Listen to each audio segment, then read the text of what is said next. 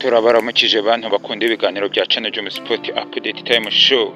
Iki gitondo rero twaje kubagezaho amakuru agezweho ya siporo utasanga ahandi usibye kuri Channel Jom Sport Update Time Show. Iki gitondo rero tubafitiye amakuru ari kuvugwa mu Rwanda, muri Afurika ndetse no hanze ku migabane y'isi yose isigaye tubabwira biri kuvugwa cyane. Nyabuneka mbibutse bakunzi bacu mbere na mbere bakora subscribe, mugakora like, mugatira na comment. Amakuru agezweho rero reka dukomeze kubagezaho imikino yagiye iba itandukanye cyane, kugira ngo BK Pro League Rwanda yaje kuba ikomeza cyane. Ikipe ya Gasogi United yaje gutsinda Amagaju ibitego 3-1.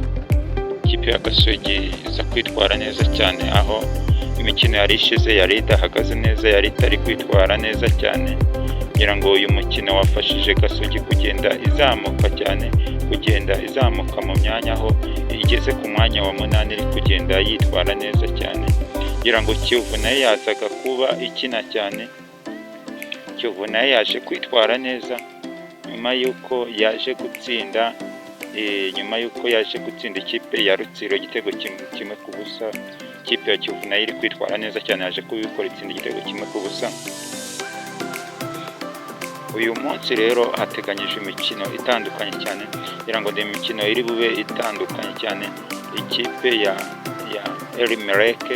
Elimeleke iraza gukina n'ikipe ya Etincelle. Kamaci karibuze koroha, tuzagenda tugaruka ku munsi wo kuwa 4.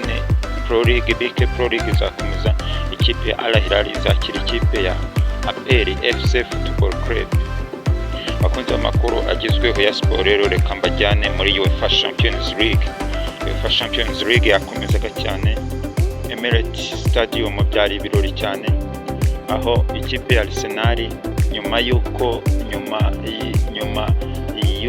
wa 2006 ijya finali, amateka aje kuba ahindurwa. Ikipe ya Arsenal ijya ku mukino wa nyuma wa UEFA Champions League nyuma y'uko yatsinze ikipe ya Atletico Madrid igitego 1-0 cya Bukayo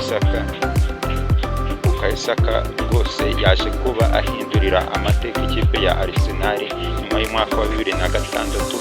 Ikipe ya Arsenal yerekeza ku mukino wa nyuma wa UEFA Champions League, aho irategereza hagati y'ikipe ya Paris Saint-Germain n'ikipe ya Bayern Munich. Match rero itari buze kuba yoroshye, rero tunayigarukaho. Match yashimishije abafana ba Arsenal. Perezida w'u Rwanda Paul Kagame yanditse kuri Twitter ye, aravuga ati rwose congratulations Arsenal, welcome, urakaza neza ku mukino wa nyuma nk'ikipe yamamariza ibyiza by'u Rwanda kabisa. Yaje kuba ayifelicita ku mukino wa nyuma yagezeho. Ni ibintu byari byiza cyane kabisa, abafana ba Arsenal bari bashyushye. Uyu munsi rero hateganyijwe umukino uraba ukomeye cyane. Ikipe ya Bayern Munich mu misozi y'i Bavaria iraza kwakira ikipe ya Paris Saint-Germain. Bibutse umukino ubanza wavuyemo ibitego byinshi cyane, imvura y'ibitego. Umukino ubanza mu Bufaransa wari warangiye ari ibitego 5-4. Ikipe ya Paris Saint-Germain yakomeza n'ikipe ya Bayern Munich yakomeza, ariko ikipe ya Bayern iri mu rugo bisaba kuyitondera cyane, kugira ngo ni match iri buze kuba itoroshye cyane, match iri buze kuba ikomeye cyane, match y'amakipe yinjizanye ibitego, match ifite abataka bazi kwataka kabisa, bafunguye bazi gufungura konte y'ibitego cyane, nko hagati ya Olise, Harry Kane na Luis Diaz ni ubusatirizi bumaze gutsinda ibitego byinshi. Kongeraho Paris Saint-Germain nayo ifite experience, yatwaye igikombe cy'ubushize cya Champions League. Uyu mukino uraza kuba ari agahebuzo cyane. Bakunzi bakurikira ibiganiro bya Channel Jom Sport Focus TV, rero reka mbashimire by'umwihariko bantu mukomeza kudukurikirana cyane, abantu b'inshuti zanjye z'akadasohoka. Rero reka mbifurize kugira igitondo cyiza. Ciao ciao.